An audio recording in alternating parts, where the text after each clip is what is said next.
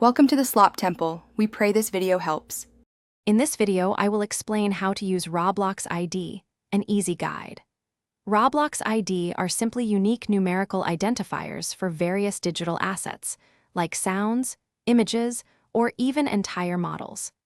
These numbers are incredibly useful because they allow you to precisely reference specific content within your games and experiences. Understanding how to find and correctly implement these ID will greatly enhance your creative control and customization options, opening up many new possibilities.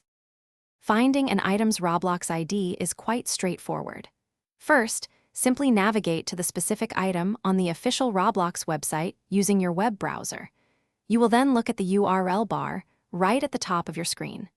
The unique numerical ID is clearly visible there, typically positioned between library/ and the item's descriptive name. Copying this sequence of numbers is your next crucial step. Once you have an ID, integrating it into your game is the next step. Most commonly, you will paste these numerical identifiers directly into scripts within Roblox Studio, especially when loading custom assets.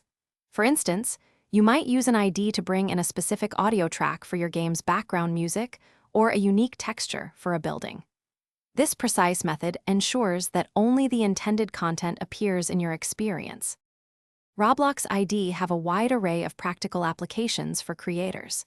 Many developers use Audio ID to incorporate custom sound effects or background music, creating immersive atmospheres.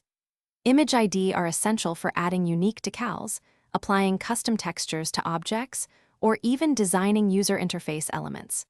Furthermore, Model ID enable you to quickly integrate community-created assets, saving you valuable development time. Thanks for watching. Consider subscribing if we helped you.